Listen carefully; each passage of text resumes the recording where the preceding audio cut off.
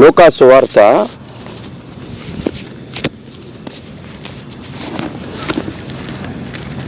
23వ అధ్యాయములో నుంచి, లూకా సువార్త 23వ అధ్యాయములో నుంచి 42వ వచనాన్ని మనం చదువుకున్నాం. యేసు, నీవు నీ రాజ్యములోనికి వచ్చినప్పుడు నన్ను జ్ఞాపకమును చేసుకొనమనెను. అందుకాయన వానితో, నేడు నీవు నాతో కూడా పరదేశులో ఉందువని నిశ్చయముగా నీతో చెప్పుచున్నాను నేను. చిన్న ప్రార్థన చేసుకుందాం. ప్రేమగల మా తండ్రి, దయగల మా యేసు, ఓ అద్వితీయ దేవుడా, నీకు వందనాలు చెల్లిస్తున్నాం. కనికర సంపన్నుడా, నీకు వందనాలు. వాక్య స్వరూపుడా, వాక్యమై ఉన్న దేవుడా, నీకు వందనాలు. మీ మాటలు, మీరు పలికినటువంటి మాటలు, ఇదిగో నాయనా, సిలువలో నీ ఇరువైపులా వేలాడుతున్న దొంగలతో మీరు పలికినటువంటి మాట, రెండవ మాట అయినటువంటి మాటను చదువుకొని ఉన్నాం. ఈ మాటలో నుండి మమ్మల్ని లోతుగా నడిపించండి. మీరు నడిపిస్తే తప్ప నీ దాసుని నాయన నేను మాట్లాడలేను. ప్రభువా, బలహీనమైన ఘట్టము కలిగిన వాడు దేవా, బుద్ధిహీనముగా నీ కుమారులు ప్రవర్తించినను నన్ను క్షమించి నీ మాటలు పంచుకునటానికి నన్ను బలపరిచినందుకు స్తోత్రాలు చెల్లిస్తూ, ఇదిగోనైనా ఈ మాటల యందు మమ్మల్ని నడిపించమని యేసు నామమున ప్రార్థిస్తున్నాము తండ్రి, ఆమేన్. మనం రోడ్డు పక్కన కూర్చున్నాం అనేది ప్రకృతి సంబంధమైన మాట. దేవుని సన్నిధిలో కూర్చున్నాం అనేది ఆత్మ సంబంధమైన మాట. హల్లెలూయా. బైబిల్ గ్రంథము మనం చదివినప్పుడు మనకు కావలసిన సమాచారం ఎప్పుడు కూడా ఒక చోట దొరకదు. ఒకే చోట దొరకటానికి ఇది ఏదైనా ఒక మెకానికల్కి సంబంధించిన పుస్తకం కాదు, ఒక ప్రకృతి సంబంధమైన పుస్తకం కాదు, ఇది ఒక కథ కాదు కదా, ఒక చరిత్ర ఆ పుస్తకం అన్నిటిగా కూడా కాదు. కాబట్టి బైబిల్ గ్రంథాన్ని మనం చదివేటప్పుడు ఒక వచనానికి సంబంధించిన వచనాలు మరొక చోట మనకు దొరుకుతాయి.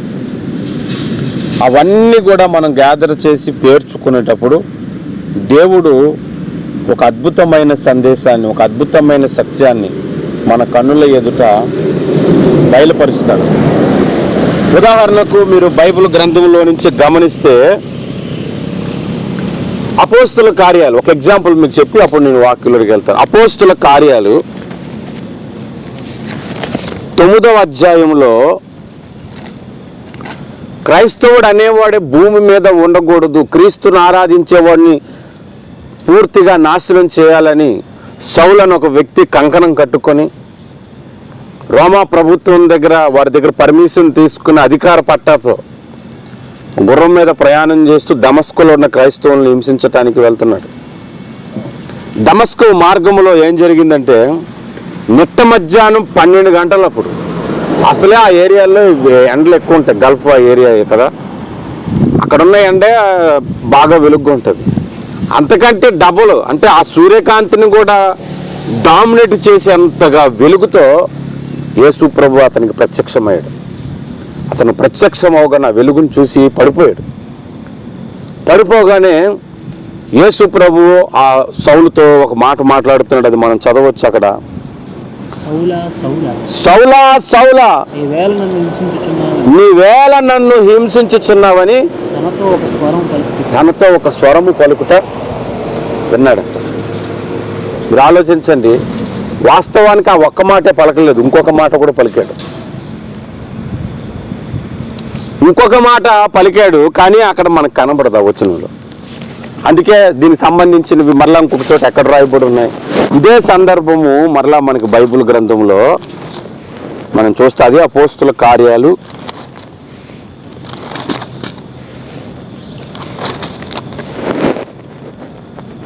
26వ అధ్యాయం మీరు తీయండి. 26వ అధ్యాయము 14వ వచనం చూస్తే, మేమందరమును నేల పడినప్పుడు సౌలా సౌలా నన్నెందుకు హింసించుచున్నావు, ముని కోలలకు ఎదురు తన్నుట నీకు కష్టమని హెబ్రీ భాషలో ఒక స్వరము పలుకుట ఉంటుంది. ఇప్పుడు ఏం పలికాడు చెప్పండి? నీ కూరలకు ఎదురుతున్నట నీకు కష్టం. ఆ మాట ముందు వచనాల్లో మనకి కనబడదు. ఎందుకు ఈ పాయింట్ చెప్తున్నానంటే, బైబిల్ గ్రంథంలో ఒక సందర్భానికి సంబంధించిన సందర్భాలు వేరే చోట కనబడినప్పుడు అక్కడ దొరకని సమాచారం వేరే చోట దొరుకుతుంది. అందుకని బైబిల్ గ్రంథాన్ని శ్రద్ధగా చదవాలి. ఏదో కొద్దిగా చదివేసి అక్కడితోనే నేర్చేసుకుంటుందంటే కాదు. 66 గ్రంథాల మీదను అవగాహన కలిగిన వాడికే దేవుడు ప్రత్యక్షతలు కలుగు చేస్తాడు. ఈరోజు నేను ప్రసంగం చెప్పాలి కదా అని లోకాసువార్తలను చదివి అక్కడి నుంచి ఆలోచించి చేస్తే దానికి సంబంధించిన వచనాలు మనం గుర్తు. ప్రతిరోజు బైబిల్ చదివిన వాడికి ఆ ప్రత్యక్షతలు కలుగుతాయి. కనుక బైబిల్లో చాలా జాగ్రత్తగా మనం ఆలోచించాలి. మనం చదివినటువంటి మూల వచనము, యేసు ప్రభు సిలువలో వేలాడుతున్నప్పుడు కుడివైపున ఒక దొంగ ఉన్నాడు, ఎడమ వైపున ఒక దొంగ ఉన్నాడు. ఈ కుడివైపు దొంగతో యేసు ప్రభు చెప్తున్నాడు. ఈ కుడివైపు దొంగ యేసు ప్రభు దగ్గర ఒక ప్రార్థన చేశాడు. ఈ కుడివైపు దొంగ ఎలా రక్షింపబడ్డాడు అనేది మన సబ్జెక్ట్ కాదు. ఆ సబ్జెక్ట్ అయితే మనం వేరేగా మాట్లాడుకోవాల్సి వస్తుంది. అయితే ఆ కుడివైపు దొంగ యేసు ప్రభుని నిజదేవుడిగా గుర్తించి ఆయనకు ఒక రాజ్యం ఉంది, ఆయన రాజ్యంతో మరలా వస్తున్నాడని తెలుసుకొని, ప్రభువా నీవు నీ రాజ్యముతో వచ్చినప్పుడు నన్ను జ్ఞాపకం చేసుకో అని ప్రార్థన చేశాడు ఆ శిలువ మీద. కొంతమందికి శిలువ అవసరం లేదు, ప్రార్థనే చేయరు. శిలువ మీద ఉండి కూడా ప్రార్థన చేశాడు అతను. ప్రార్థన చేస్తే యేసు ప్రభు అన్నాడు, నేడు నీవు నాతో కూడా పరదేశులో ఉండు అన్నాడు.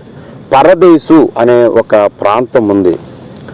దానికి ఉన్న పేర్లు ఏంటంటే ఆత్మల లోకము అని అంటారు. దానికి ఇంకొక పేరు ఉంది, చెర అని కూడా అంటారు. దానికి ఇంకొక పేరు ఉంది, అబ్రహాము రొమ్ము అని కూడా అంటారు. మన భారతదేశానికి హిందూ దేశం అంటారు, భారతదేశం అంటారు, ఇండియా అంటారు, హిందుస్థానీ అంటారు కదా. అలాగే ఈ పరదేశకు కూడా కొన్ని పేర్లు ఉన్నాయి. అబ్రహాము రొమ్ము అనే ఒక పేరుంది, ఆత్మల లోకం అనే పేరు కూడా ఉంది. ఉదాహరణకు మనం గమనిస్తే ఆదికాండము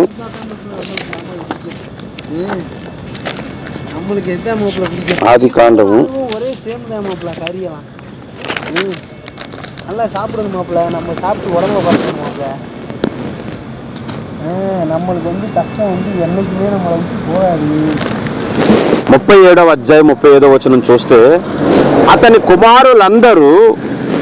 కుమార్తెలందరూ అతన్ని ఓదార్చుటకు యత్నము చేశారు. ఇక్కడ యోసేపు చనిపోయాడని అబద్ధ సమాచారం తండ్రి అయిన యాకోబుకు చెప్పారు. నీ చిన్న కుమారుడు చనిపోయాడయా, 11వ కుమారుడు, నీ ముద్దురు కొడుకు, నీ గారాబల కొడుకు చనిపోయాడని సంగతి చెప్పారనమాట. వాస్తవానికి అతను చనిపోలేదు, ఐగుప్తులకు అమ్మేశారు వీళ్ళు.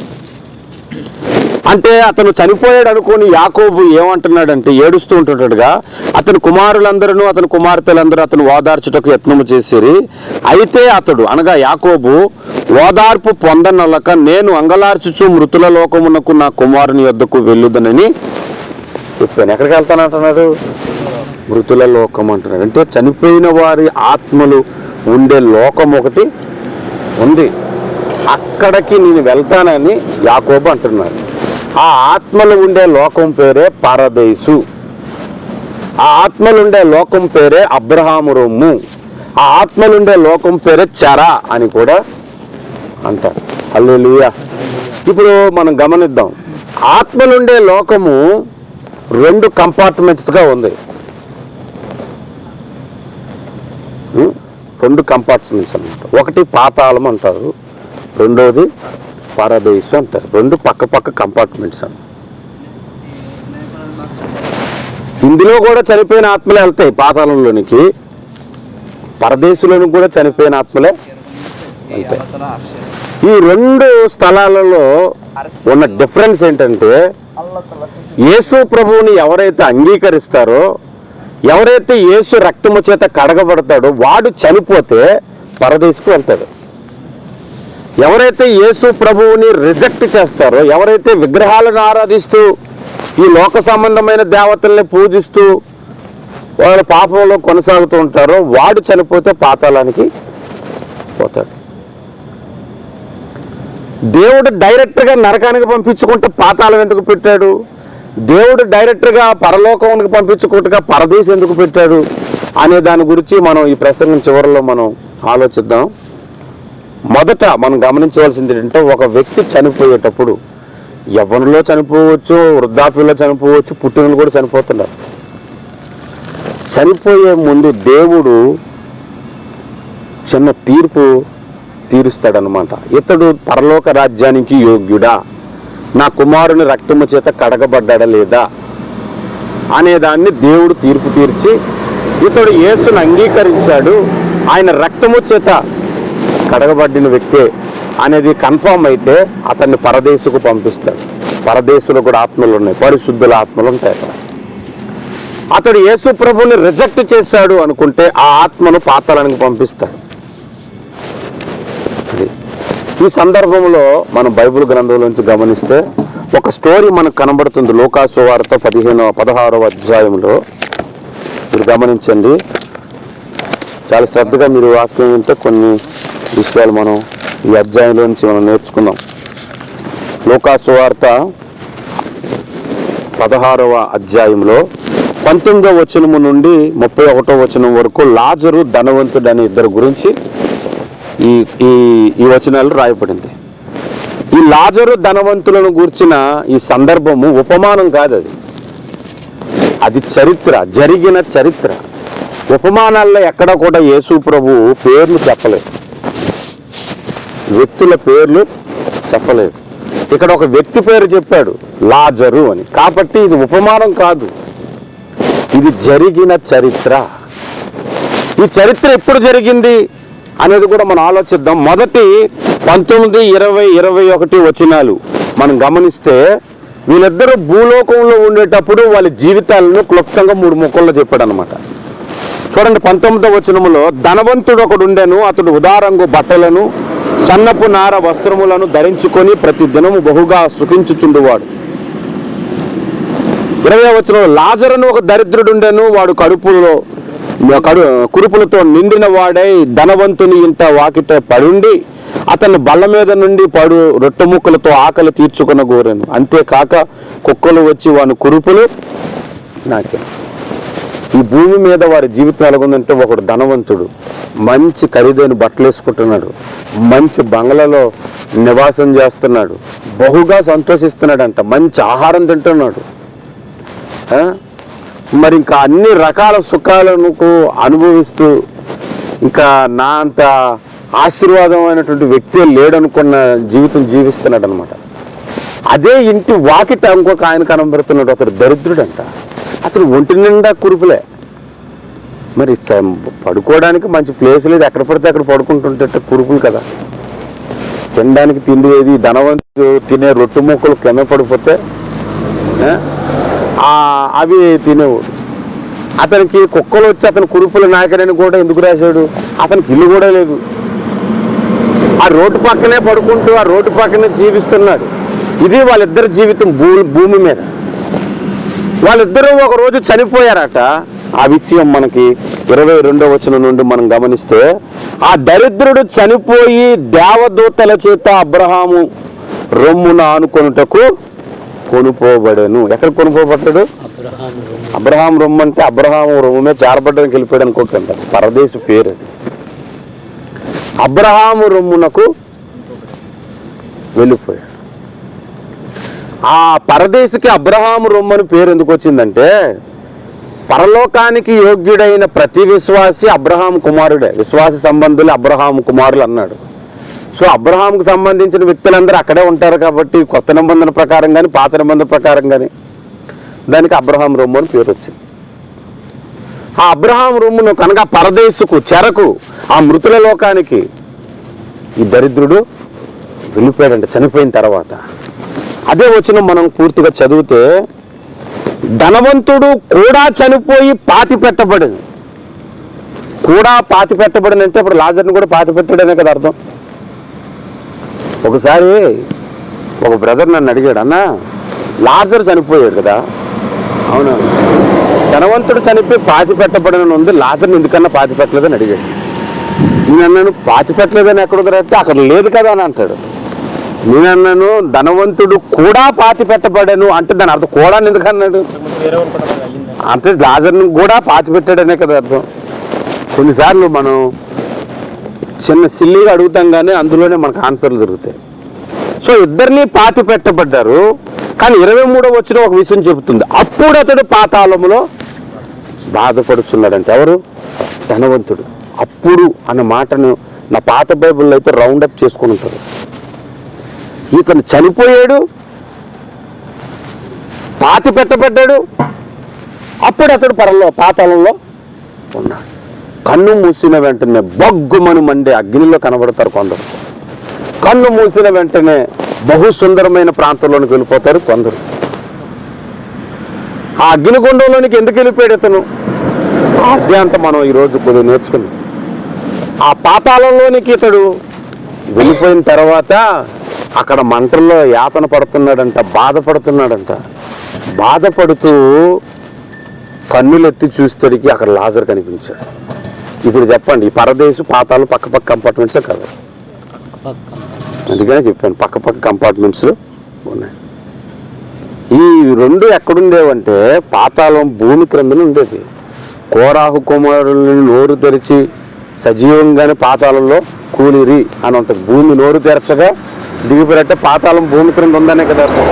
అప్పుడు పరదేశం ఎక్కడ ఉండాలి? పక్క కంపార్ట్మెంట్స్ అంటే అది కూడా భూమి క్రిందనే ఉండే.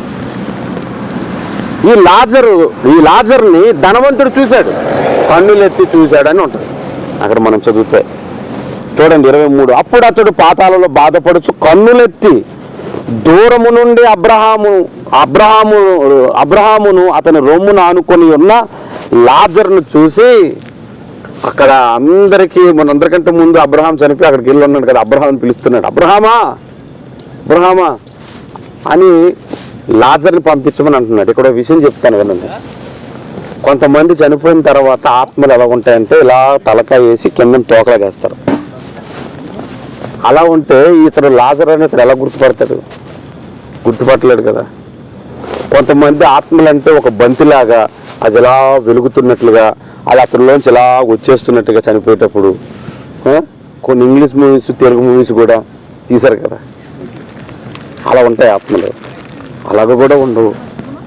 అలా ఉంటే అందరూ బంతుల్లాగా ఆత్మలు ఉంటే ఇది లాజర్దని, ఇది అబ్రహాముదని ఎవరు గుర్తుపడతారు? ఇతడు గుర్తుపెట్టాడంటే చనిపోక ముందు లాజర్ ఎలాగున్నాడో చనిపోయిన తర్వాత అతని ఆత్మ అలాగే ఉంటుంది.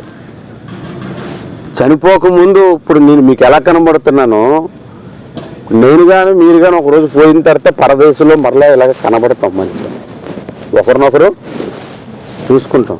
అన్న భూమి మీద ఉండేటప్పుడు నువ్వు ఇంకోలాగా ఉండేవాడివే, ఇప్పుడు ఎలాగున్నావేటని అనడానికి లేదు. ఆత్మలు అలాగే ఉంటాయి. ఇంకో విషయం చెప్పనా, ఈ లాజరు ఇంకొక మాట అన్నాడు. లాజర్కి ధనవంతుడు ఒక మాట అన్నాడు. లాజర్ని పంపించి అతను వేణుకొనలు నీటిలో ముంచి నా నోటిని చల్లారిస్తాడు, నా నాలుకను. అంటే ఆత్మకు నాలుక ఉన్నాయి, వేళ్ళున్నాయి, కళ్ళున్నాయి, అన్నీ ఉంటాయి. మొత్తం మన ఫిజికల్ బాడీ ఎలాగుందో ఆత్మ అలాగే ఉంటుంది. 84లో అమెరికాలో హార్ట్ ఆపరేషన్ చేస్తున్నప్పుడు ఆ స్పెషలిస్ట్ అనమాట హార్ట్ ఆపరేషన్ ఒకప్పుడు అమెరికాలో. ఇప్పుడు ప్రపంచవ్యాప్తంగా అన్ని హాస్పిటల్ ఉన్నాయి. కేర్ హాస్పిటల్స్ అని, అపోలో హాస్పిటల్ అని, అమెరికన్ హాస్పిటల్స్ ప్రపంచం అంతా వచ్చేసాయి. హార్ట్ పేషెంట్ ఎవరైనా ఉంటే అమెరికాకి పంపించేస్తే, డబ్బులు నడితే అమెరికా వెళ్ళిపోతే అది బాగుపడేవాడు. 99% ప్రతి ఒక్కరి హార్ట్ కూడా అక్కడ క్లియర్ అయిపోయేది. హార్ట్ ట్రాన్స్ఫర్మేషన్ అన్నీ కూడా బాగా జరిగేవంట. ఆ హాస్పిటల్ బాగా ఎక్విప్మెంట్తో ఉండేది. ఇంచుమించు 10-15 సీసీ కెమెరాస్ ఉంటాయంట చుట్టూను ఆపరేషన్ థియేటర్లో. ఒకవేళ బై మిస్టేక్ ఆపరేషన్ జరిగేటప్పుడు ఎందుకు చనిపోయాడు ఏంటనేది దాన్ని ఎంక్వైరీ చేయడానికి, లేదా బయట ఉన్న వారు ఒక లోపల ఉన్న వ్యక్తిని చంపేస్తారేమో అన్న భయం లేకుండా బయట ఉన్న వాళ్ళు కూడా సీసీ కెమెరాల్లో ఆపరేషన్ చూడొచ్చు. అలాంటి హాస్పిటల్లో ఒక ఆమె చనిపోయింది. ఒక మంచి ప్రఖ్యాతగాంచిన ఒక సింగర్ చనిపోయింది. ఇది జరిగిన చరిత్ర. చనిపోతే ఏ విధంగా చనిపోయింది, ఆపరేషన్ మధ్యలోనే చనిపోయిందని ఆ వీడియోస్ అన్ని తీస్తే ఒక వీడియో కెమెరాలో మాత్రము ఆమె చనిపోవడము, ఆమె ఆత్మ ఇలా లేవటం ఫొటోస్ పడ్డాయి. ప్రపంచంలో పెద్ద న్యూస్ అయిపోయింది ఆ రోజుల్లో. అది ఇండియాలో మన ఆంధ్రలో ఈనాడు పేపర్లో కూడా వచ్చింది 84. దాని మీద కొన్ని ప్రయోగాలు చేశారు. ఆత్మనంట మనిషిని ఒక బాక్స్లో చనిపోతాడు అనగా ఒక బాక్స్లో గాజు తొట్టులో పెట్టి దాన్ని ఫిక్స్ చేశారన్నమాట. కనీసం ఎయిర్ కూడా బయటికి రాకుండా పెట్టి దూరం నుండి అబ్జర్వ్ చేస్తే ఇంత మందం కలిగిన గాజు తొట్టె కూడా పగిలిపోయి ఆత్మ బయటకు వెళ్ళిపోయాడు. కొంతమంది ఆత్మలు ఏం కాకుండా సీసాలో పెట్టేసేవాళ్ళు అంత భ్రమపరుస్తుంటారు. అన్ని ఇచ్చివే. ఆత్మ అగ్నిలో కాలదు, నీటిలో నానదు, బాటల్లో దూరదు. అసలు ఎవడు కూడా చేతితో పట్టుకోలేడు. దేవునికే అధికారం ఉంది. ఆత్మను కాల్చే అగ్ని పాతాళంలో ఉంది, ఆత్మను శరీరం కూడా కాల్చే అగ్ని నరకంలో. ఆ అగ్ని వేరు, భూమి మీద ఉండే అగ్ని వేరు. కాబట్టి ఆత్మ గురించి లోకం ఇస్తున్న స్టేట్మెంట్ అంతా రాంగ్. బైబుల్ చెప్తున్న స్టేట్మెంట్ మనం గమనిద్దాం. వీరిద్దరూ ఒకరినొకరు చూసుకుంటున్నారు, పోల్చుకుంటున్నారు. ఈ లాజర్ని పంపించమని అడిగితే అబ్రహాము ఒక మాట అంటున్నాడు చూడండి, లాజర్తోని, ధనవంతునితో. తండ్రివైన అబ్రహాము 24, నా ఎందుకు కనికరపడి తన వ్రేని కొలను నీటిలో ముంచి నా నాలుకను చల్లార్చుటకు లాజరును పంపుము, నేను అగ్ని జ్వాలల్లో యాతన పడుచున్నానని కేకలు వేసి చెప్పాడట. అదేం సుందరమైన ప్రాంతం కాదు పాతాళం అనేది. కేకలు వేస్తున్నాడంట. కొంతమంది నరకానం అంటే ఏం కాకుండా సింపుల్గా. ఒకసారి టీకాల్లో కోమలా విలాస్లో కూర్చున్నాను. నాకు తెలిసిన ఫ్రెండ్ వచ్చాడు. నా క్యాసెట్లో ఉంటుంది పాటల్లో గిరిశము. ప్రభువుని నమ్ముకోకముందు ఎప్పుడో 2003 ఆ టైంలో. అన్నా ప్రభువుని నమ్ముకో అన్నా అని అంటే, ఎందుకు నమ్ముకోవాలన్నా, నమ్ముకోకపోతే నరకానికి పోతా అని చెప్పాను 2 ముక్కలు. పోతాను నరకానికి, ఏముంది అని అన్నాడు. ఇప్పుడు ప్రభువుని నమ్ముకున్నాడులేండి. ఇప్పుడు నేను ఒక విషయం చెప్పాను, బాబు నువ్వు వెల్డింగ్ చేసేటప్పుడు ఒక మెటల్ వచ్చి షూలో పడిపోతేనే అల్లాడిపోతావు. అలాంటిది బాడీ అంతా కాలిపోద్ది, అక్కడ ఆత్మ కాలిపోద్ది, కానీ నువ్వు చచ్చిపోవు. అగ్ని ఆరదు, పురుగు చావదని ఉంది. అగ్ని పాతాళం అన్నప్పుడు నరకం అన్న ఏమనుకుంటున్నావు? అది ఏమైనా పూదోట అనుకున్నావా? విశాఖపట్నం ఉడా పార్క్ అనుకున్నావు? అది సరదాకి వెళ్ళి రావటానికి. అక్కడికి వెళ్తే కేకలు వేసి బాధపడ్డమే. అది అక్కడ ఉన్న సంగతి. ఈ రోజుల్లో సువార్త ఇలా డైరెక్ట్గా చెప్తే మా దేవుడు నమ్ముకుంటూ పరలోకకి వెళ్ళవేయడం అంటాడు. ఉన్నదే ఒక దేవుడు, ఆయన్నే నమ్ముకోవాలి. ఆయన సృష్టించింది అన్ని ఇవన్నీ. ఆయన వదిలేసి ఎవరు సృష్టించలేడు, ఎవరు నమ్ముకోమన్నాడు? అక్కడ అగ్నిలో కేకలు వేస్తున్నాడంట. 25వ వచనం చూస్తే, అందుకు అబ్రహాము, కుమారుడా, నీవు నీ జీవితమందు నీకిష్టమైనట్టు సుఖము అనుభవించితివి, అలాగునని లాజరు కష్టం అనుభవించనని జ్ఞాపకం చేసుకొను అంటున్నాడు. ఒకటి జ్ఞాపకం చేసుకో ధనవంతుడా, నువ్వు బాగా సుఖించావు, అన్ని రకాల సుఖాలు అనుభవించావు, కానీ ఇతడు చాలా కష్టపడ్డాడు. అదొకసారి జ్ఞాపకం చేసుకో అనేటప్పుడు అతను గుర్తుకొచ్చింది. రోజు ఇంటి తలుపు తీసి లోపలికి వెళ్తేప్పుడు తెచ్చి ఎలా ఉంటున్నాడు రా బాబు వీడు అనుకుంటూ అవన్నీ గుర్తుకొచ్చేసాయి అనమాట. నేను పడేసి తిండి తింటున్నాడు, వీడు బ్రతికింతే అనుకుంటున్నాడు. ఇప్పుడు అదంతా రివర్స్ అవుతుంది. జ్ఞాపకం చేసుకోనగానే ఈ భూమి మీద కష్టపడకుండా ఎవడు పరలోకానికి మాత్రం రానే రాడు. బైబుల్ చెబుతుంది చూడండి, అపోస్తుల కార్యాలు 14వ అధ్యాయంలో. ఆ అధ్యాయాన్ని అలాగే పట్టుకోండి. అపోస్తుల కార్యాలు 14వ అధ్యాయంలో ఈ బైబుల్లో ఈ మాటను నోట్ చేసుకోండి, పదే చదువుకోండి. వచనాన్ని 23వ వచనము, శిష్యుల మనస్సులను దృఢపరిచి విశ్వాసమందు నిలకడగా ఉండవలననియు అనేక శ్రమలు అనుభవించి మనము దేవుని రాజ్యములో ప్రవేశింపవలననియు వారిని హెచ్చరించి. అపోస్తుడైన పౌలు ఏమని హెచ్చరిస్తున్నాడు తెలుసా?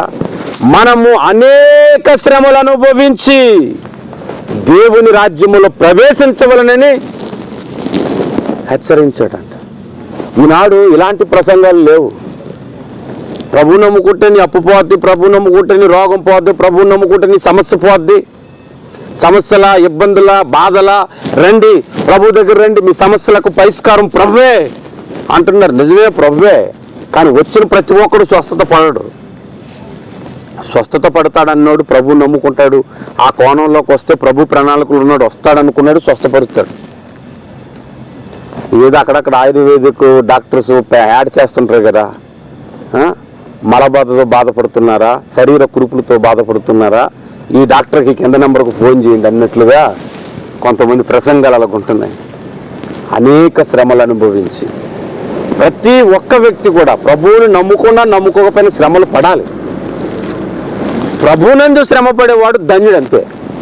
ప్రభు నమ్ముకుంటే శ్రమలు ఉండవు అంటే అసలు ఈరోజు సువార్త మనం చెప్పవసరం లేదు, ఆటోమేటిక్గా అందరూ వచ్చేస్తారు అక్కడికి. అరే వాళ్ళు ప్రభువుని నమ్ముకుంటారంటే శ్రమ ఉన్నట్లేదంటే నిజమైన అందరూ వచ్చేస్తారు. మనం పిలవసరం లేదు. శ్రమలు ప్రభువునందు ఉన్నోడికి ఉంటాయి, లేనోడికి ఉంటుంది.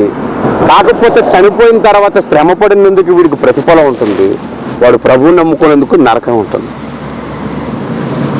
కాబట్టి లాజరు గురించి మాట్లాడుతూ అబ్రహాం అంటున్నాడు, అతను అనేక కష్టాలు అనుభవించాలని జ్ఞాపకం చేసుకో. ఇప్పుడైతే వాడు ఇక్కడ నెమ్మది పొందుచున్నాడు, నీవు యాతన పడుచున్నావు అని అంటాను. గమనిస్తున్నారా? నీకు డబ్బు, హోదా, మంచి ఉద్యోగం, మంచి పదవి అన్నీ ఇస్తాను, నరకానికి పో అంటే ఆ దాని దగ్గరికి వెళ్తావా? ఎన్ని కష్టాలైతే పడతావు, పడరా. ఆఖరిలో పరలోకం దొరుకుతుందంటే ఏం కోరుకుంటాను చెప్పండి.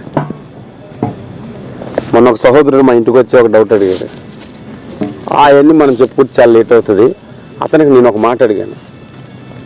బ్రదరు అని ఒక $10 నోటు పక్కన పెట్టాను.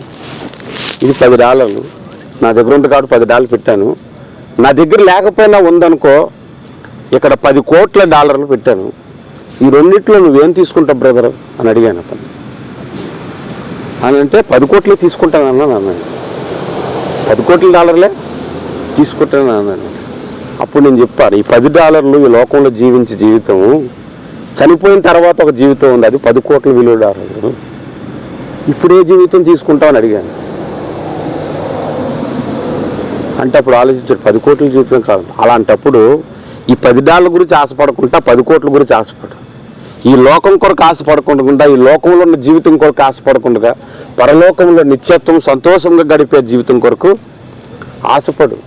ఈ లోకంలో ఎవరో ఏదో అన్నారని, వాళ్ళు అనుకుంటారని, వీళ్ళు అనుకుంటారని ఈ లోకంలో కొన్ని సుఖాలు వదులుకోలేరు కొంతమంది బీరు వదులుకోలేరు ప్రభువుని అనుకోకుండా. మరి అది నరకానికి పోకుండా అలా పరలోకంకి వస్తాడు.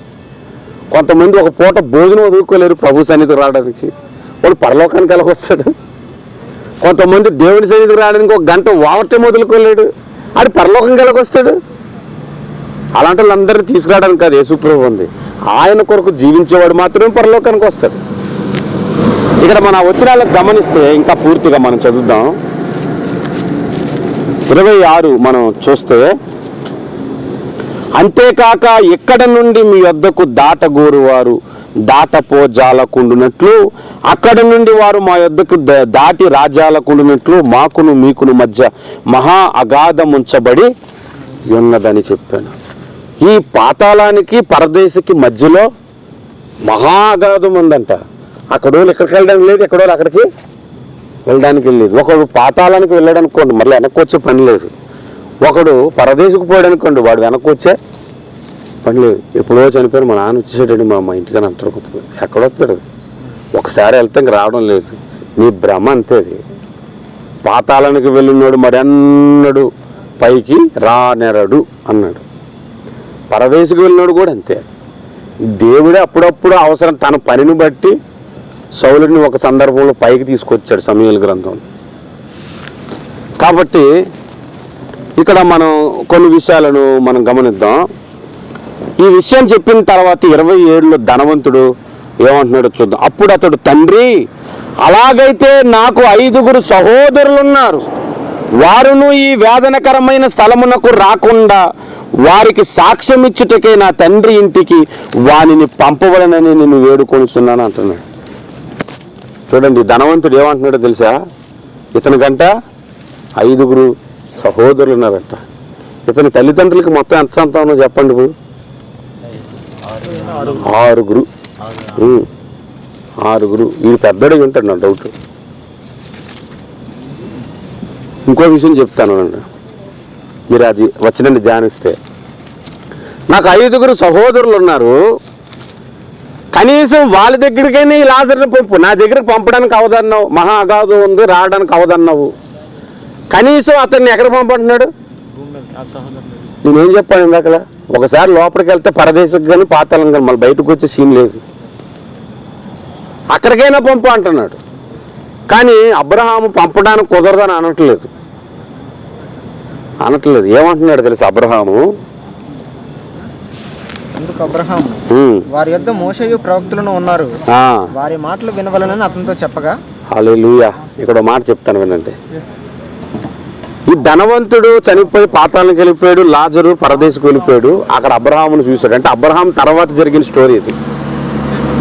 ఇప్పుడు అబ్రహాం ఒక మాట అంటున్నాడు, లాజర్ను పంపించబట్టను అక్కడ మోషేయు ప్రవక్తలను ఉన్నారంటే ఏ కాలంలో జరిగిన చరిత్ర చెప్పండి. ఇప్పుడు మోషే కాలంలో జరిగిన చరిత్ర ఎక్కడ దేవుడు చెప్తున్నాడు. ఒకరోజు ఒక పాస్టర్ గారు వాక్యం చెప్తూ బైబిల్లో కొత్త నిబంధనలో 2 లాజర్లు కనబడతారు అని అన్నాడు అన్నమాట. అనంటే ఆ స్టోరీ ఇద్దరిది కూడా యేసు ప్రభు తర్వాత జరిగిన స్టోరీ అని వాక్యం చెప్పారు. చెప్పేటప్పుడు నాకు ఈ వచ్చిన ముందే ధ్యానం చేశాను కాబట్టి నేను అన్నాను, కొత్త నిబంధనలో 2 లాజర్లు ఉన్నమాట సత్యమే, కానీ ఒక లాజరు కొత్త నిబంధనకు సంబంధించిన వ్యక్తి కాదు, పాత నిబంధనకు సంబంధించిన వ్యక్తి అన్నాను. అని అంటే కొత్త నిబంధనలు ఆల్రెడీ రాయబడి ఉంటే నువ్వు పాత నిబంధన అంటాడు, పిచ్చేట్రా నీకని అన్నాడు పాస్టర్ గారు. నేను అన్నాను, మరి అబ్రహాం గురించి కొత్త నిబంధనలు ఉంది కదా, అలాగని అబ్రహాం కొత్త నిబంధన వ్యక్తి పాత నిబంధన వ్యక్తి అని అడిగాను.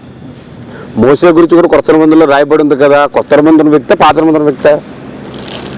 అలాగే ఈ లాజరు గురించి కూడా రాయబడినంత మాత్రమే కొత్త నిబంధనలో జీవించిన వ్యక్తి కాదు, పాత నిబంధనలు జీవించిన వ్యక్తి. ఏ కాలంలో జీవించాడంటే మోసే అరణ్య యాత్రలో ఇశ్రాయేలు నడిపిస్తున్నప్పుడు జరిగిన చరిత్ర ఇది.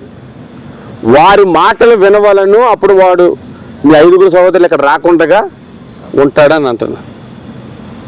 అర్థమవుతుందా? కొంచెం అర్థమవుతుందిలే. అందుకే దేవుడు తన ప్రవక్తలను సేవకులను ఏర్పాటు చేసుకుని చెబుతున్న మాటలు విన్నాడు. ఎక్కడైనా మీటింగ్ పెడితే ఈ రేటు యేసుప్రభువుని ప్రకటించేస్తున్నాడని విరోధంగా వచ్చేస్తారు. అసలు వాళ్ళకి ఇంకో సంగతి తెలియదు. ఫస్ట్ ఒక వచ్చిన నుంచి చదివించాను. సౌలు కూడాను క్రైస్తవులను నాశనం చేయడానికి వెళ్తున్నాడు. యేసుప్రభు ఏమన్నాడు, సౌలా సౌలా నువ్వేళ నన్ను హింసించుతున్నావు, మునుకోళ్ళకు ఎదురుతన్నుతున్నావు. మునుకోవాలంటే ఏంటి తెలిసి ఎలా సూదుగా ఉంటుంది, దానికి ఎదురుతంతే ఎలా ఉంటుంది, మనకే దిగబడిపోతుంది. సువార్త కోటాలకు ఎదురుకెళ్తే ఈడే పోతాడు, వీడికి తెలియట్లేదు. ఇంకా సువార్త కోటాలను ఆపాలనుకున్న వాళ్ళు అందరూ పోయారు, సువార్త మాత్రం ఇంకా వెళ్తూనే ఉంది ముందుకు. దేవునికి స్తోత్రం కలుగుతుంది. దాన్ని ఆపాలనుకున్నాడు పోతాడు ముందు. ఆ డోర్ దేవుడు ఎప్పుడో తెరిచాడు, ప్రకటన గ్రంథంలో చెప్పాడు. అది దేవుడు మూసినప్పుడే మూయబడుతుంది. అది దాని కొరకే ప్రకటన గ్రంథం, నేను తెరిచాను దాన్ని ఎవడు మూయజాలడు, నేను మూసేయంటే దాన్ని ఎవడు తెరవజాలడు అనేది ఆయన చెప్తుంది. ఏదో మన ఇంటి డోర్ల గురించి కాదు, లేదు ఒక షాపింగ్ మాల్ డోర్ గురించి కూడా కాదు, సువార్త అనే డోర్ ఇప్పుడు ఓపెన్ చేసి ఉంది. దానికి ఎదురుగా రాకుండా అక్కడ మునుకోలకు తన్నుకున్నట్టు. ఇక్కడ ఈ 5 సహోదరుల దగ్గరికి వెళ్ళి స్వార్థ చెప్పమంటే ఈ లాజర్కి అబ్రహాముతో అంటాడు 29లో. అందుకు అబ్రహాము వారి వద్ద మోసేయు ప్రవక్తలు ఉన్నారు, వారి మాటలు వినవలనని అతనితో చెప్పగా, అతడు తండ్రివైన అబ్రహామా అలాగనొద్దు, మృతుల్లో నుండి ఒకడు వారి యొద్దకు వెళ్ళిన ఎడల వారు మారు మనసు పొందుదరని చెప్పాడంట. అంటే వీడు మారు మనసు పొందకి ఇక్కడికి వచ్చేసాడని సంగతి వీడికి అర్థమైపోయింది. ఏమర్థమైంది? అన్ని విడిచిపెట్టి నేను మార్పు చెందాలి, ఆ యేసుప్రభుని నమ్ముకోవాలి అన్న సంగతి వీడికి పాతాళంకి వచ్చిన తర్వాత అర్థమైంది. కనీసం వీడికి బంధుప్రీతి ఎక్కువే, అన్నదమ్ములు అంటే ప్రాణం ఎక్కువే. వాళ్ళు కూడా ఇక్కడికి రాకూడదు అనుకుంటున్నాడు. వాళ్ళు ఇక్కడికి వచ్చేస్తారని వీడికి తెలుసు అనమాట. ఏం తెలుసు? ఇక్కడికి వచ్చేస్తారని. అంతకుముందు వెళ్ళి సువార్త చెప్తే వీడు నువ్వు నరకం ఉందని చూసావా, చూసే చెప్పాను నాకు అని వాడు అనమాట. ఇక్కడికి వచ్చాక వీడికి అర్థమైంది. కాదు ఎవడని వెళ్ళి చెప్తే కాదు, అసలు మృతుల్లోంచి ఒకడు వెళ్తే అప్పుడు నమ్ముతారు నా సహోదరులు. వాళ్ళ అన్నదమ్ముల గురించి ఇది తెలుసు, ఆల్రెడీ డిస్కస్ చేసుకున్నారు అంతకుముందు. ఈ లాజర్ అన్నాడు ఎప్పుడు పరలోకం అంటాడు, చనిపోయింది పరలోకం పోతానంటాడు, పిచ్చడు అని వీళ్ళందరూ మాట్లాడుకుంటుండేవాడు. ఇప్పుడు నీకు అర్థమైంది, అందుకే గుర్తుపెట్టాడు ఇవన్నీ. నాకు 5 సహోదరులు ఉన్నారు, వాళ్ళకి వెళ్ళి చెప్పానంటే మోసేయు ప్రవక్తలు ఉన్నారు, వాళ్ళ మాటలు వినమని ఇక్కడ రాకుండా ఉంటాడు అని అంటే, లేదు మృతుల్లో నుంచి ఒక వ్యక్తి వెళ్తే వాళ్ళు నమ్ముతారు ప్రభువా, నమ్ముతారు అబ్రహామా అని అంటున్నాడు. అబ్రహాం అన్నాడు, మోసే మాటలు నమ్మనప్పుడు, నరకం ఉందని ఒక వ్యక్తి చెప్పినప్పుడు నమ్మనప్పుడు, ఒకడు మృతుల్లోంచి లేచాలి. అసలు నువ్వు చచ్చిపోయిన గ్యారంటీ ఏంటని అడగడా? నువ్వు చచ్చిపోయి నరకం చూసి వచ్చాను గ్యారంటీ ఏంటని అడగడా? చెప్పు. ఇప్పుడైతే ఆల్రెడీ యేసు ప్రభు మృతిని గెలిచి వచ్చాడు, చరిత్ర అంతా తెలుసు, రోమా ప్రభుత్వాలు ఇప్పటికీ డాక్యుమెంట్స్ ఉన్నాయి, ఖాళీ సమాధి ఉంది. అలాంటి సాక్ష్యం ఉన్నాయి. ఈ రోజుల్లో కూడా యేసు ప్రభు గురించి చెప్తే నమ్మట్లేదు. మరి వీళ్ళు నమ్ముతారు? అప్పుడు ఇంకా మృతుల పునరుద్ధానం అనేది ఒకసారి కూడా ఎవరికి జరగలేదు. ఆలోచించండి, మృతుల పునరుద్ధానం ఫస్ట్ టైం మోసేకి జరిగింది. అది మోసే కాలంలో జరిగింది. అప్పుడు ఒకడు కూడా మృతుల నుంచి లేచి వెళ్ళినోడు లేదు. అందుకే ఆ చరిత్రను మృతుల్లోంచి ఒకడు వెళ్తే బాగుంటుంది అని అంటున్నారు. మీరు గమనిద్దాం అక్కడ మాటలను 29లో 30లో, అతడు తండ్రి అయిన అబ్రహాం అలాగ అనవద్దు, మృతుల్లోండి ఒకడు వారి యొద్దకు వెళ్ళిన ఎడల వారు మానుమరుసు పొందుదురని చెప్పాను. అందుకు అతడు మోసేయు ప్రవక్తలు చెప్పిన మాటలు వారు వినిన ఎడల మృతుల్లోండి ఒకడు లేచినని వారు నమ్మరని అతనితో చెప్పేశాడంట. మీరు గమనించండి, మనం దేవుని రాజ్యానికి వెళ్ళాలంటే పరదేశుకు వెళ్ళాలి. అక్కడికి వెళ్ళాలంటే గ్రంథాన్ని అనుసరించాలి, యేసు రక్తాన్ని ఆశ్రయించాలి. వాడే దేవుని రాజ్యానికి యోగ్యుడు. ఈ పరదేశు గురించి మనం మూలవచనం ఒకటి చదివాం, దాని గురించి ఇంకా వివరించుకోలేదు. ఈ పరదేశం ఎక్కడ ఉండేదని చెప్పుకున్నాం? భూమికి క్రిందన ఉండేది. ఇప్పుడు ఈ పరదేశు మట్టుకు అంటే ఒక కంపార్ట్మెంట్ మాత్రము 3వ ఆకాశంలో పెట్టాడు దేవుడు తీసుకెళ్ళి. అది భూమి క్రిందన ఇప్పుడు లేదు. బైబిల్లో చూద్దాం, ఆ మాటను చూడండి. కొరింథీయులకు రాసిన 2వ పత్రిక 12వ అధ్యాయము. కొరింథీయులకు రాసినటువంటి 2వ పత్రిక 12వ అధ్యాయము 1వ వచనం నుండి చదువుదాం. అతిశయించుట నాకు తగదు గాని అతిశయించవలసి వచ్చినది, ప్రభు దర్శనములను గూర్చి ప్రత్యక్షలను గూర్చి చెప్పుదును అంటున్నాడు. పౌలు అంటున్నాడు, నేను అతిశయించకూడదు కానీ అతిశయించాలి, తప్పదు ఇంకా. ఎందుకంటే నాకు మంచి దర్శనాలు వచ్చాయి, విశేషమైన దర్శనాలు నేను చూశాను అంటున్నాడు. అని చెబుతూ 2వ వచనంలో అంటున్నాడు, క్రీస్తు నందున్న ఒక మనుషుని నేను ఎరుగుదును. ఎవరిని ఎరుగుదురు అంటే అతడు? క్రీస్తు నందున్న వ్యక్తి అంటే క్రీస్తు రక్తాన్ని ఆశ్రయించి బాప్తిసం పొందుకొని దేవుని మందిరానికి వస్తూ ఉన్నవాడు క్రీస్తు నందున్న వ్యక్తి. నమ్మడు, బాప్తిసం పొందడు, దేవుని సన్నిధికి రాడు, వాడు క్రీస్తునందున్నాడు కాడు.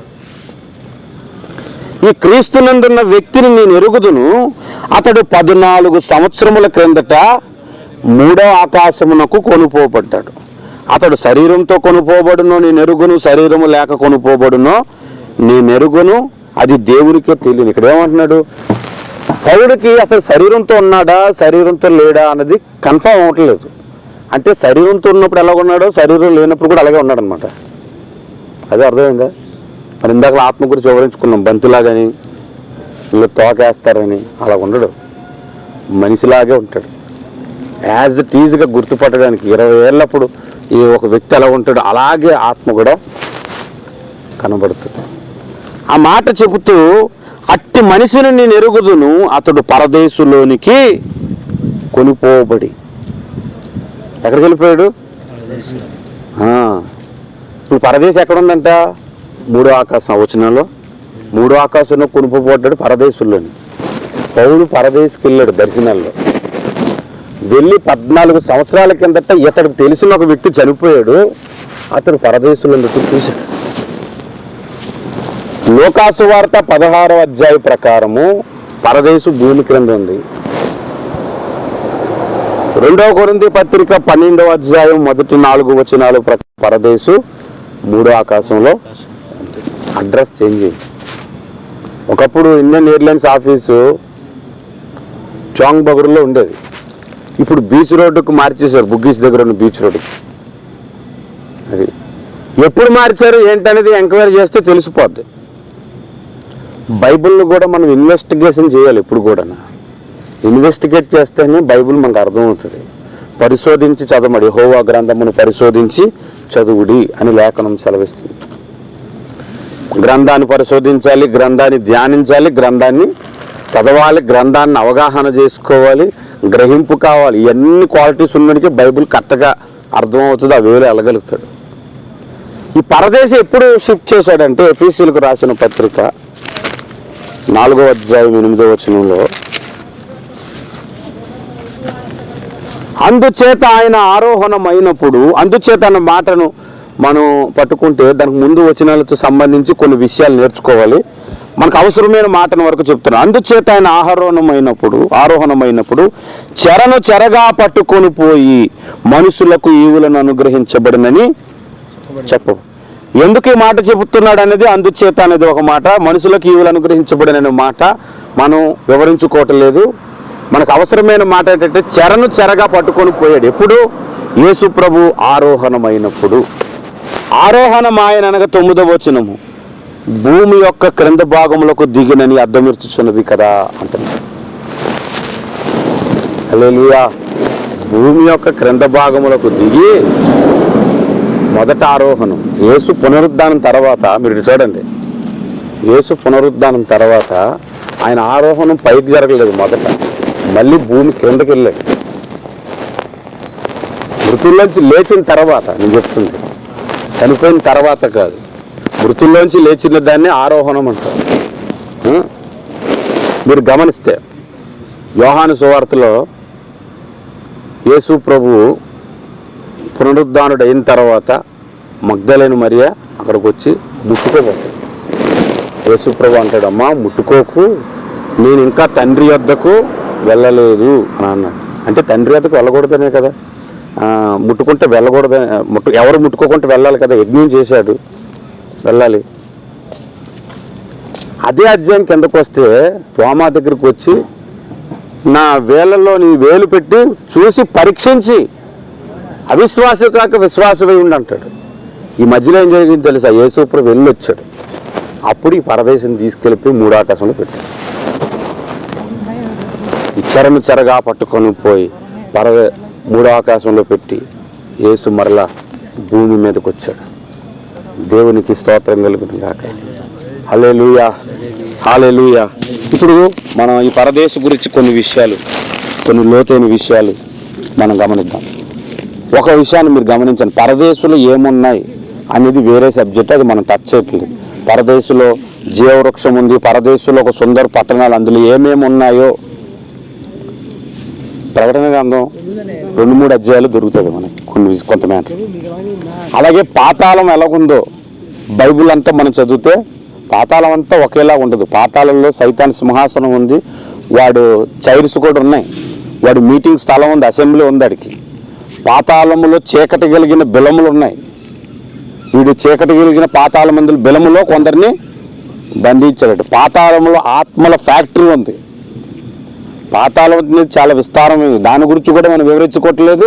పరదేశంలో ఉన్న వస్తువుల గురించి కూడా మనము వివరించుకోవట్లేదు. కానీ పరదేశుని దేవుడు ఎందుకు చేశాడు, పాతాళాన్ని ఎందుకు చేశాడు, చనిపోయిన వ్యక్తి డైరెక్ట్గా పరలోకానికి ఎందుకు తీసుకెళ్ళట్లేదు అనేదే మనం పాయింట్. ఎందుకు అంటే నేను పునరుద్ధానం గురించి చెప్పినప్పుడు కొద్దిగా చెప్పాను మ్యాటర్, యూట్యూబ్లో ఉంటుంది మెసేజ్, పునరుద్ధానం అంతస్తులనే సంగతి చెప్పినప్పుడు. దేవుడు మనిషిని దేవుని స్వరూపంలో చేశాడు. దేవుని స్వరూపము అనగా భావోద్రేకములు, దేవుని స్వరూపము, దేవుని త్రిత్వము కూడా మనిషిలో ఉంటుంది. దేవుడు తండ్రి, కుమార, పరిశుద్ధాత్మ త్రియేక దేవుడు. అలాగే మనలో శరీరము, ఆత్మ, జీవము లేక ప్రాణము అనొచ్చు. మీ ఆత్మయు మీ జీవమును మీ శరీరమును సంపూర్ణంగా కాపాడబడినట్లు అంటాడు పౌలు. ఈ 3 విధాలుగా మనల్ని చేశాడు. ఇప్పుడు ఒక వ్యక్తి చనిపోయిన తర్వాత డైరెక్ట్గా పరదేశకి వెళ్ళడానికి అతని శరీరంతో వెళ్ళడు, అక్కడికి ఆత్మ జీవం వెళ్తాడు, ద్వంద్వముగా వెళ్తాడు, త్రిత్వముగా వెళ్ళాడు. అప్పుడు పరలోకంలో ఉన్న దేవదూతలు దేవుడిని అడిగాడు అనుకో, తండ్రి వీళ్ళెవరు, ఈ సృష్టిని నువ్వు ఎప్పుడు చేసావు అని అంటే, నా పోలికలో చేసిన భూలోకం ఉంది కదా, అక్కడున్న మనుషులు వీళ్ళు అంటే, వాళ్ళు త్రిత్వం కదా, నీ పోలికలో చేశారు కదా, ద్వంద్వంగా వచ్చారంటే అప్పుడు ఏం చెప్పాలి దేవుడు? నేను త్రిత్వంగానే చేశాను కానీ సైతాను వాడికి మాయ చేయడం వల్ల పాపంలో పడిపోయారు అంటే, సైతాన్ని చేసిన డ్యామేజ్ని మీరు తిరిగి సరి చేసుకోలేకపోయారు తండ్రి అని అన్నారనుకోండి, దేవునికి అపకీర్త కదా. ఆ అపకీర్తి దేవుడికి పరలోకంలో ఉండకూడదు. పరలోకంలోనే కాదు, పాతాళంలో కూడా ఉండకూడదు, నరకంలో కూడా ఉండకూడదు. నరకంలోనికి వెళ్ళినప్పుడు కూడాను దేవదూతలు ఎదుట దేవుని గొర్రెపిల్ల ఎదుట వాళ్ళు కాలుతుంటారని బైబిల్ చెబుతుంది. ప్రకటన గ్రంథం 13వ అధ్యాయము 10వ వచనం చూడండి. ప్రకటన గ్రంథం 14:10 చదవండి. ఏమీ కలపకుండా దేవుని ఉగ్రత పాత్రలో పోయబడిన దేవుని కోపమును మద్యమును వాడు త్రాగును. పరిశుద్ధ దూతల ఎదుటను గొర్రెపిల్ల ఎదుటను అగ్ని గంధకముల చేత వాడు ఎవరి ఎదుట? పరిశుద్ధ దూతల ఎదుట, గొర్రెపిల్ల అంటే యేసు ప్రభు ఎదుట వాడు ఎలా కాల్చబడుతుంటాడు. అప్పుడప్పుడు యేసు ప్రభు దేవదూతలతో నరక పొలిమేరలకు వెళ్ళినప్పుడు అక్కడ ద్వంద్వంగా కాలుతున్నారు అనుకోండి, వీళ్ళెవరన్నా మళ్ళీ అప్పుడు కూడా దేవదూతలు అడిగితే అప్పుడు కూడా ఇదే స్టోరీ చెప్పాలి. నేను డ్యామేజ్ అయిపోయింది, మరి నేను సరిగ్గా చేసుకోలేకని చెప్పుకోవాలి. అదేనా అపకీర్తే. అందుకే త్రిత్వంగానే నరకానికి పోవాలి, త్రిత్వంగా నరకానికి పోతాడని బైబిల్లో స్పష్టంగా రాసింది. మత్తయి సువార్త 10వ అధ్యాయము 28వ వచనం చూద్దాం. మత్తయి సువార్త. అందుకే బైబిల్ స్టడీగా మనం తీసుకుందాం చెప్పింది, ప్రసంగం కాదు, ఆదివారం ప్రసంగం కాదు. మత్తయి సువార్త 10వ అధ్యాయము 28వ వచనము. మరియు ఆత్మను చంపనేరక దేహంనే చంపు వారికి భయపడకుడు గాని ఆత్మను దేహంను నరకములు నశింపజేయగలవానికి మిగిలి భయపడు. చాలు. ఏమంటున్నాడు? ఆత్మను దేహమును కూడా నరకంలో వేస్తాడంట. అంటే త్రిత్వంగా వెళ్తాడా లేదా? నరకానికే త్రిత్వంగా పంపించాలనుకున్నాడు, మరి పరలోకానికి త్రిత్వంగా రాకపోతే ద్వంద్వంగా వస్తాడా? చెప్పండి. అది నా పాయింట్. నేను ఏ వచనం చూపించిన అవసరమైన సబ్జెక్టు మాట్లాడుతున్నాను, మొత్తం వచనాన్ని మాట్లాడట్లేదు. మీరు గమనించండి. దేహాన్ని చంపువాడు కంటే ఒకటి వచ్చి కత్తితో పొడిచేస్తాడు అన్నాడు అనుకో, సువార్త చెప్తే కత్తితో పొడిచేస్తున్నాడు అనుకో, అప్పుడు ఈ వచనాన్ని నువ్వు జ్ఞాపకం చేసుకోవాలి. దేహాన్నే చంపుతాడు, ఆత్మను కాదు. దేహమును చంపువాడికి భయపడక దేహమును ఆత్మను కూడా నరకంలో పడిపోయి దేవునికి భయపడమంటున్నాడు. కాబట్టి ఒకడు పరలోకానికి పోవాలంటే త్రిత్వంగా వెళ్ళాలి, కాబట్టి పరదేశును. ఒకడు నరకానికి పోవాలన్న త్రిత్వంగా వెళ్ళాలి, కాబట్టి పాతాళమును దేవుడు సృష్టించాడు. ఇది మొట్టమొదటి పాయింట్. రెండో పాయింట్ చెప్తా, మీరు వినండి. పాతాళమును పరదేశును దేవుడు సృజించటానికి గల కారణంలో రెండో పాయింట్. యోహాను సువార్త 14వ అధ్యాయంలో మీ అందరికీ తెలిసిన మాట, 6వ వచనం అనుకుంటాను. నేనే మార్గమును సత్యమును జీవమును, నా ద్వారా తప్ప ఎవడును తండ్రి యొద్దకు రాడు అన్నాడు. ఈ మాట యేసు ప్రభువు 2000 ఏండ్ల క్రిందట చెప్పాడు అప్రాక్సిమేట్లీ. మరి 2000 ఏండ్ల కిందట అంతకుముందున్న జనాంగము, చనిపోయినటువంటి వారు పరలోకానికి పోవాలంటే యేసు ద్వారా వెళ్ళాలి కదా. యేసు ద్వారా వాళ్ళు ఎలాగెళ్తారు? ఆలోచించండి. Very simple. ఒక మొక్కలో చెప్పాడు, సింపుల్గా తేల్చిపడాలంటే ఒకే ఒక మాట. 2000 ఏండ్ల క్రిందట యేసు ప్రభు మాట చెప్పాడు, నేనే మార్గము జీవము సత్యము, నా ద్వారానే ఎవడైనా పరలోకానికి రావాలి, తండ్రి వద్దకు రావాలన్నాడు. యేసు శిలువ యజ్ఞాన్ని, ఆయన జన్మమును, ఆయన పునరుద్ధానాన్ని మనము నమ్మి యేసు ద్వారా పరలోకానికి ఎలా వెళ్తున్నామో, యేసు మా కొరకు చనిపోతాడు, పుడతాడు, చనిపోతాడు, తిరిగి లేస్తాడు అని జరగబోయేది వాళ్ళు నమ్మి పరలోకానికి వస్తారు. జరిగింది మనం నమ్ముతున్నాం, జరగబోయేది పాత నిబంధన విశ్వాసులు నమ్ముతున్నారు. వాళ్ళైనా చూడకే నమ్ముతున్నారు, మనమైనా చూడకే ఒక వ్యక్తిని నమ్ముతున్నాం. కాబట్టి ఎవడు పరలోకానికి వెళ్ళినా యేసు ద్వారానే వెళ్ళాలి. పాత నిబంధన వ్యక్తి కానీ కొత్త నిబంధన వ్యక్తి కానీ యేసు ద్వారా వెళ్ళాలి. మరి యేసు ద్వారా వెళ్ళాలి అంటే పాత నిబంధనలో ఉన్న వ్యక్తులకు యేసు ప్రభువే శిలువ మరణం పొందాడనే సంగతి తెలియకుండా వెళ్ళకూడదు. కాబట్టి ఆ ఆత్మలన్నిటిని పరదేశులో పెట్టాడు. యేసు శిలువలో మరణించినప్పుడు మన మూలవచనానికి వస్తున్నప్పుడు శిలువలో దొంగ కన్నాడు, నేడు నీవు నాతో కూడా పరదేశులోనికి వస్తావన్నాడు. పరదేశకు వెళ్ళినప్పుడు ఈ దొంగను వెంట పెట్టుకెళ్ళాడు.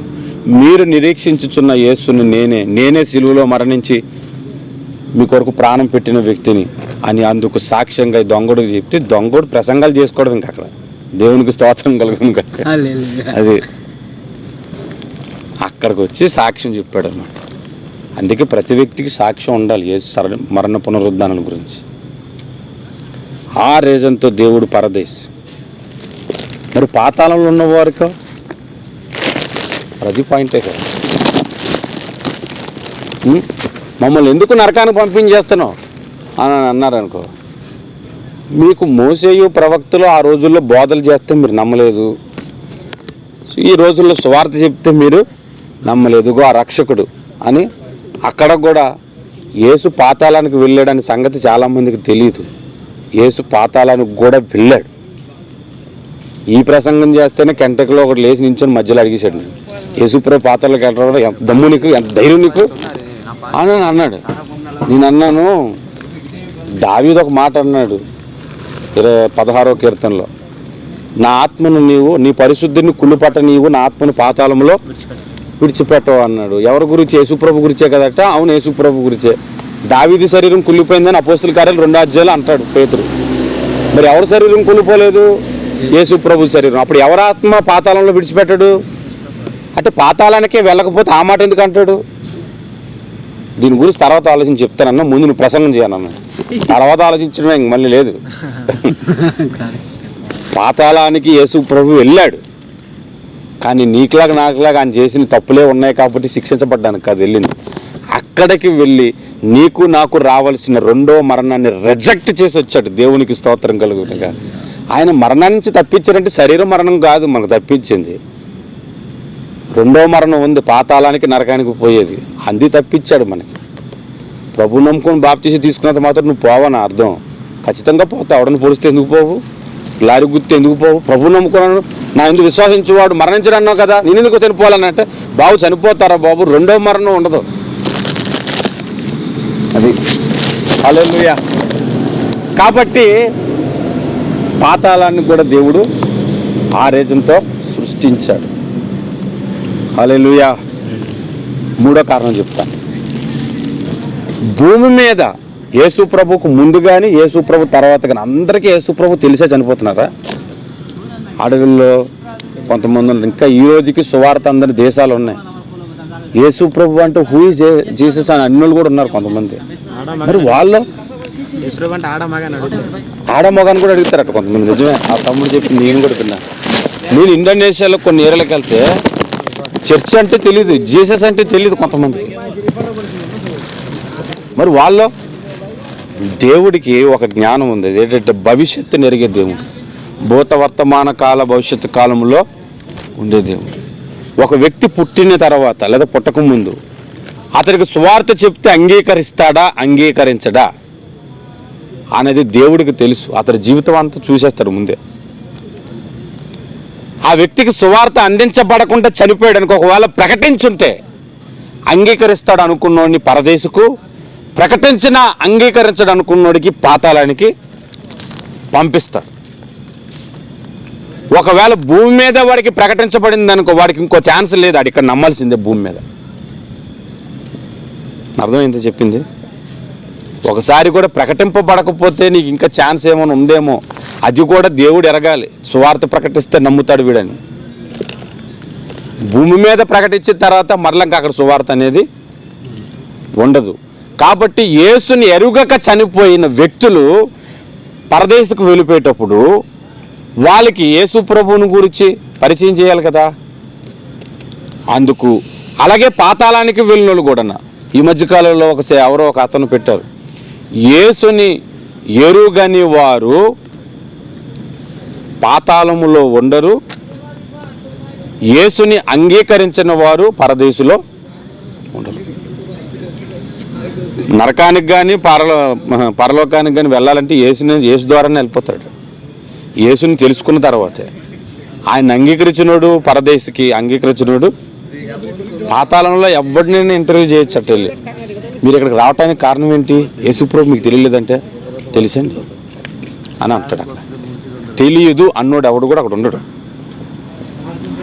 పరదేశకు వచ్చిన వాళ్ళు కూడా సంఖ్య అంతే, 2 మార్గాలు. ఇదొక పాయింట్. అందరికీ దేవుడు అనుకున్న డిజైన్ చెక్కాలి కదా అందరినీ. కొంతమందికి రక్షణ పొందిన కొద్ది రోజులకి చనిపోతారు. అందరికీ అంత నాలెడ్జ్ ఉండదు. మా అమ్మగారు చదువు లేని వాడు ఉన్నారు. మనం ఇంత పరదేశం గురించి చెప్తున్నాం, వాళ్ళని కూర్చోబెట్టి చెప్తే ఏం చెప్తున్నారు ఆ సోది ఊరుకు అంటారు. వాళ్ళకి స్వస్థత గురించో, ప్రార్థన గురించో, అద్భుతాల గురించో గట్టికి చప్పటి కొట్టి డ్రమ్ పగలు కొట్టి పాటలు పాడితేనే అర్థమవుతుంది వాళ్ళకి ఇది ఆరాధన అని, ఇది దైవ సన్నిధి. వాళ్ళు కూర్చోబెట్టి పరదేశం గురించి, ప్రకటన గ్రంథం గురించి, యేసురాకడ గురించి, క్రూర ముఖం గురించి చెప్పేవారు వాళ్ళకేం అర్థమవుతుంది? అర్థం అవుతుంది. ఆ టీచింగ్ పరదేశంలో జరుగుతుంది. చనిపోయిన బోధకులు అక్కడికి వెళ్ళిపోయి అక్కడికి వెళ్ళా ఖాళీగా ఉండరు, అక్కడక్కడ కూర్చోబెట్టి బోధ చేస్తుంటారు. అప్పుడు ఆ నాలెడ్జ్ వాళ్ళకి పెరుగుతుంది. అందుకు పరదేశం. ఇది పరదేశం గురించి దేవుడు పెట్టిన స్టేట్మెంట్.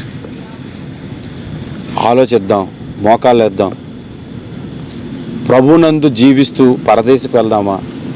ప్రభువుని తృణీకరించి నరకానికి పోతాం. ద్వితీయోపదేశకాండం 32వ అధ్యాయంలో ప్రభు ఒక మాట అంటాడు, జీవమును మరణమును మీ ఎదుట పెట్టని ఏం కావాలో నీవే కోరుకోని అంటాడు. ఏం కోరుకుంటాం? జీవము అనగా ఈ లోకం ముందు జీవించే జీవితం కాదు, పరలోకంలో జీవించే జీవితం గురించి. మరణం అనగా ఈ లోకంలో నీకొచ్చే మరణం గురించి మాట్లాడట్లేదు ప్రభు. అక్కడ నరకానికి పోవటం రెండవ మరణం అని బైబిల్ చెప్తుంది. ఆ మరణమును గురించి మాట్లాడుతున్నాడు. ఏం కావాలో మనం నిర్ణయం చేసుకుందాం, మోకాళ్ళు వేద్దాం. ఈ పరదేశం గురించి, పాతాళం గురించి ఇంకా చాలా డీటెయిల్స్ ఉన్నాయి. మన సమయం లేదు. ఇంకో గంట సమయం మనం మాట్లాడుకుంటే కనుక ఈ పరదేశంలో ఉన్నవారు మృతుల పునరుద్ధానం ఎప్పుడు జరుగుతుంది, పాతాళములో ఉన్నవారు మృతుల పునరుద్ధానం ఎప్పుడు జరుగుతుంది అనేది కూడా బైబిల్లో ఉన్నాయి. యేసు రాకడలో పరదేశంలో ఉన్నవారు మృతుల పునరుద్ధానం చెందుతారు. యేసు 1000 ఏళ్ల పరిపాలన తర్వాత కడమ మృతులు బ్రతుకుదురని బైబిల్ చెబుతుంది ప్రకటన గ్రంథం 20వ అధ్యాయంలో. అనగా ప్రభువుని అంగీకరించిన వారు అప్పుడు మృతుల పునరుద్ధానం చెంది శరీరాలతో నరకానికి పోతారని బైబిల్ చెబుతుంది. ఆలోచించుకో. మొదటి పునరుద్ధానంలో పాల్గొలిగిన వారు ధన్యులని బైబిల్ చెబుతుంది. సహోదరులారా, చాలా మంది యేసు ప్రభువుని తెలుసుకొని కూడా ఆయన అంగీకరించక నశించిపోతున్నారు. ఆయన్ని తృణీకరించి నశించిపోతున్నారు. ఆయన నామమందు విశ్వసించక, ప్రార్థించక, ఆయన సన్నిధికి దూరం అయిపోయి నశించిపోతున్నారు. ఈ లోకంలో నీకు కనపడుతున్నంత సంతోషం ఒక రోజు ఉండదు సహోదరుడా. ప్రభువుని నమ్ముకుంటే అయ్యో నేను బీర్లు తాగడం మానేయాలి, సిగరెట్లు తాగడం మానేయాలి ఎలాగండి అని భయపడిపోయి ఒక వ్యక్తి ప్రభువుని నమ్ముకోలేదంట. నాకు వచ్చి చెబుతున్నాడు, రేపు నరకానికి పోతే ఎంత భయంకరంగా ఉంటుందో అతని జీవితం. ఆలోచించండి. ప్రభువు నమ్ముకుంటే ప్రతి వారం చర్చికి రమ్మంటారండి, ఇది కూడా పెద్ద శిక్షగా బాధపడిపోతుంటారు కొంతమంది. బాబు రేపు నువ్వు నరకానికి పోతావు, అప్పుడు నేను దేవుని మందిరానికి వెళ్ళి బాగుపడదనన్నా కుదరదు. ఒకసారి వెళ్తే వెనక్కి రావు. అలా వెనక్కి వచ్చే పని అయితే మీరు సువార్త ప్రకటించవలసిన అవసరము లేదు. నరకం అనేది ఒకసారికి దిగిపోతే, పాతాళంలోనికి దిగిపోతే నీవు మరలా వెనక్కి రావు. కనుక సువార్త ప్రకటించమని ప్రభు ఆ బాధ్యత ప్రభు నమ్ముకున్న వారందరికీ దేవుడు అనుగ్రహించాడు. అందుకే మనం ప్రకటిస్తున్నాం. నమ్మినవాడు రక్షింపబడతాడు, నమ్మనివాడు శిక్షింపబడతాడని బైబిల్ చెబుతుంది. నమ్మినవాడు బాప్తిజం పొందుకోవాలని బైబిల్ చెబుతుంది. నమ్మనివాడు ఎలాగో నరకానికి పోతాడు, బాప్తిజం పొందుకో అవసరం లేదు. నేను నమ్మితే అన్నిటిని తెగించి దేవుడు అనుగ్రహించి బాప్తిస్మము పొందుకోవాలి. ప్రభు కొరకు మనం జీవిద్దాం సహోదరులరా. ఒక చిన్న తీర్మానం మన హృదయంలో చేసుకున్నాం. ప్రభువా, నేను నీ కొరకు బ్రతకటానికి సహాయం చేయండి. మీ జీవితంలో పాపంలో పడిపోయే పరిస్థితులు ఎన్నో కలిగి ఉండొచ్చు, అయినా ప్రభువుని విడిచిపెట్టకండి. ఆ బలహీనతలు సైతాను మన జీవితాల్లోకి తీసుకొస్తుంటాడు, విడిచిపెట్టకండి. ఎన్నిసార్లు పడిపోయినా, నీతిమంతుడు ఎన్నిసార్లు పడిపోయినా తిరిగి లేవగలడు, లేపే దేవుడు మనకున్నాడు. ఆ ప్రభు సన్నిధిలో మనం ఉన్నాం. ప్రభువుని అడుగుదాం, ప్రభువా నీ రాజ్యము చేరేంత వరకు నన్ను నడిపించు, నేను ఇతరులను నడిపించే బలముతో నన్ను నింపు తండ్రి. నాకు సహాయం చేయండి. ఈ విత్తబడిన వాక్యం వీళ్ళ హృదయంలో ఫలింపచేయండి, వీళ్ళ హృదయంలో ఆశీర్వదింపచేయండి నాయన. అద్భుతంగా వీరిని బలపరచండి నాయన. నీ శక్తి ప్రభావాలతో నింపమని యేసు నామమున ప్రార్థిస్తున్నాము తండ్రి. ఆమేన్. ఆమేన్ ఆమేన్. యేసు రక్తం జయం, ప్రభు యేసు రక్తం జయం, శిలువ రక్తం సంపూర్ణ విజయం, వాది క్రియలకు అనంత నాశనం కలుగును గాక. ఆమేన్ ఆమేన్. మన తండ్రి అయిన దేవుని ప్రేమ, కుమారుడైన యేసు క్రీస్తు యొక్క కృప, పరిశుద్ధాత్మ దేవుని అన్యోన్య సహవాసం ఇప్పుడును ఎల్లప్పుడూను సదాకాలము తోడుండి నడిపించునుగాక. ఆమేన్ ఆమేన్ ఆమేన్.